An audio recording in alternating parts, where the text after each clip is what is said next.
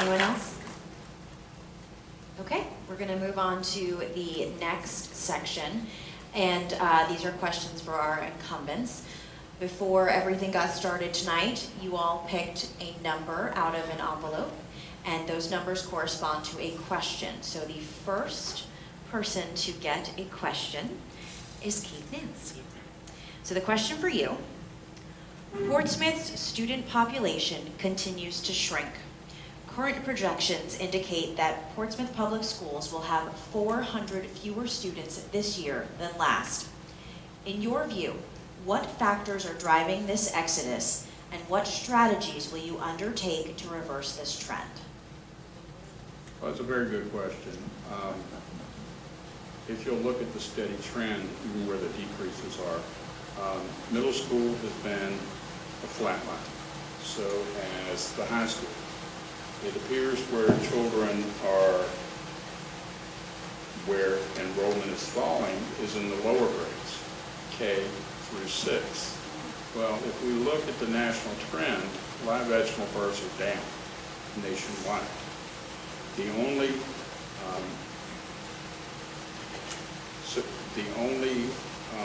strata where it's going up is in the Latino population, and we don't have a strong Latino population yet. So we have an aging population here in Portsmouth, and that's the reason why we have lower amounts of children in school. Weldon Cooper isn't predicting 400. They're predicting almost flat enrollment. Weldon Cooper is an institute that's housed at UVA. So I disagree with the 400 figure. And they also predict that it will level out for a while. So I think that there's not much more we can do to attract younger children, because they're just not having it. Thank you. Okay, and Ms. Duncan Hinds, you picked number 2.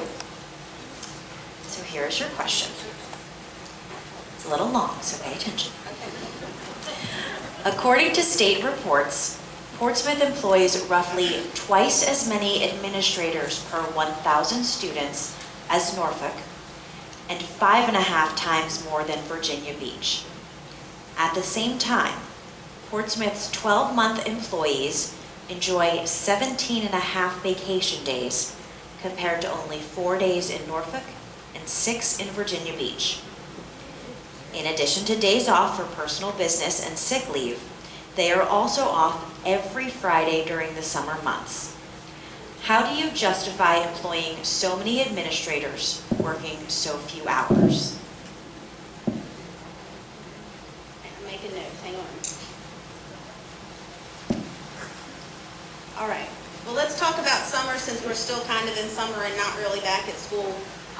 Our employees do work 10-hour days on a 4-day work week in the summer. So it's not as if they're working 6 or 8 hours a day and they get free 8 hours. They do work 4 10s.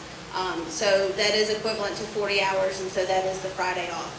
It was done years ago, and it was said to be done for energy savings, cost savings, to shut down buildings.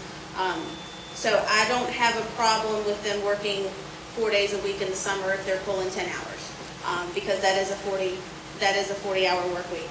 About administration and the numbers, and I'm not going to quote numbers back to you. The question that I've been asking about administration is our administration listed differently? Do we have a different classification for administration? For instance, we have teacher specialists that are on a 12-month employee, that are on a 12-month calendar, where other school divisions have teacher specialists that are on a 10 or 11-month.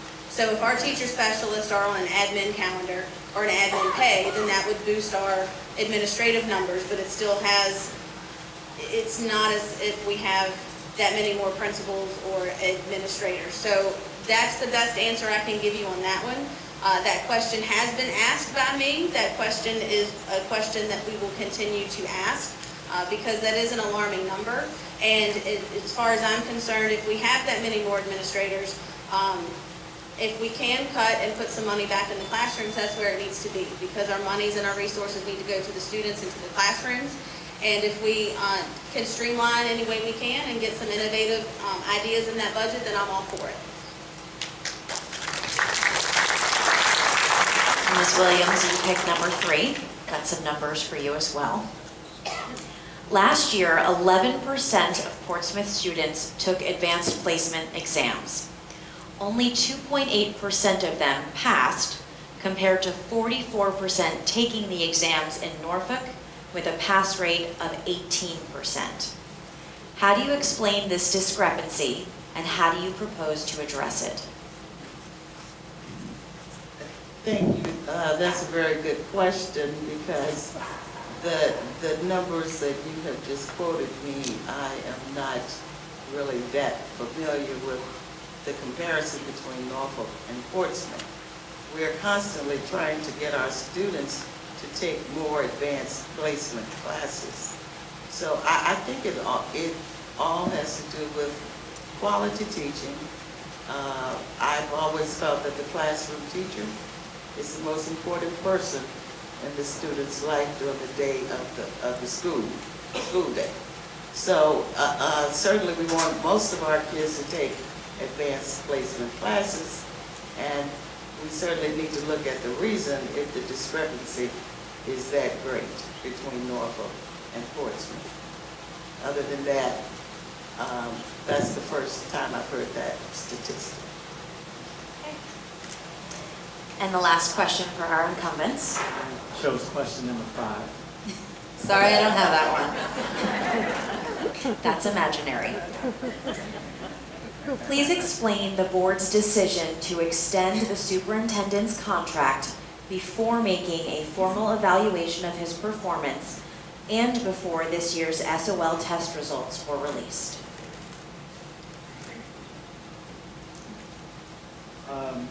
Well, interesting enough on that, there was 2 votes that went against the extension of that contract for multiple reasons. I don't want to speak on behalf of the board, but the rationale reasons given for the vote to extend was that there needed to be more time than what he had at the realm. And then there was a year and a half needed more time in order to do that, therefore the extension was given, or the new contract. I was one that voted against it because I felt like for this very similar reasons, a year and a half is not enough time, but not enough time to look at SOL numbers, to look at accreditation numbers, to look at all of these things before we give that brand new contract. So to answer your question, you're asking about the board's decision. It was to give him more time. I felt like until we had data such as the accreditation numbers, the SOL numbers, to see if we were going in the right direction, I did not believe that that was the right thing to do.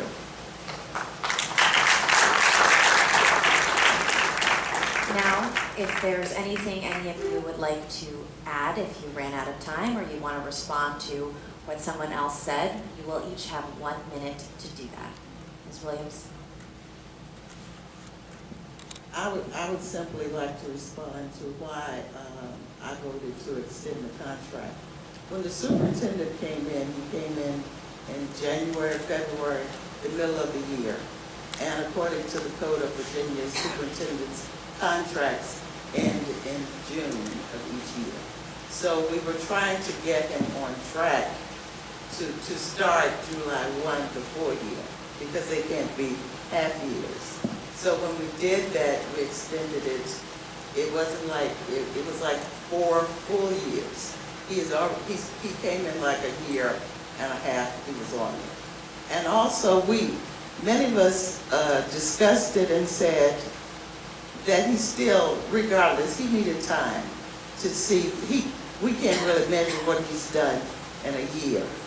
And no one on that board, I don't think, would vote to get rid of a superintendent after a year or a year and a half, even if the SOLs were not where they were. Ms. Duncan Hinds? Thank you. I wanted to go back to the shrinking student population for one reason. Mr. Nance talked about an older population. I'm also going to talk about the millennials that are now having children. Millennials are not ones to purchase expansive houses like many of us have in Portsmouth.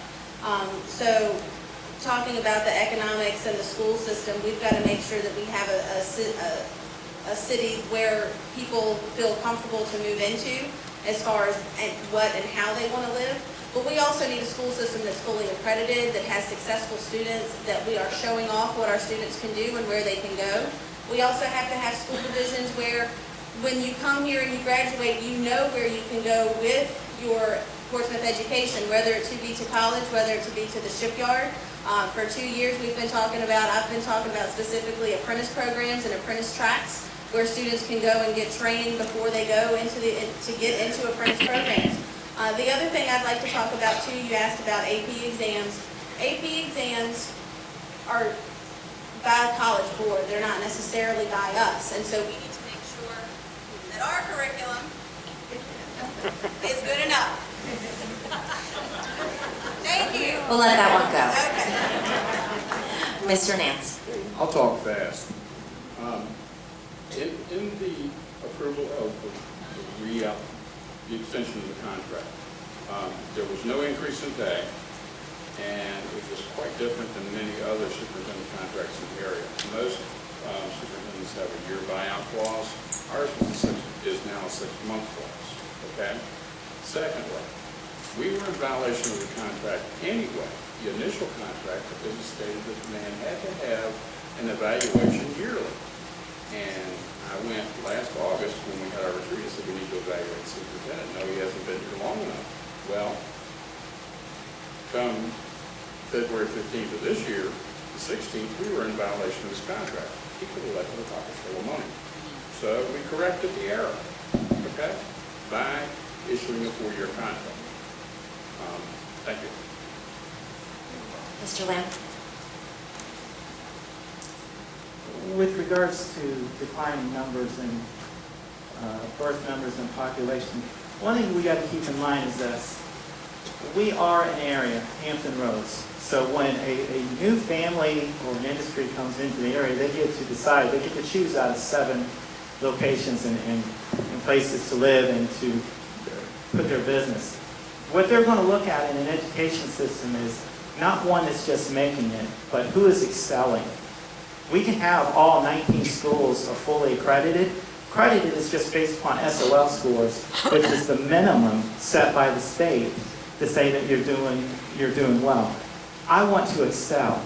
There are things that we've got that we can deepen and do better with and enhance, like our STEM, our STAR base, but also to give those opportunities in the VOTEC and CTE program. And down the road here, any other academic opportunities that we could give to any of our students to help them move along.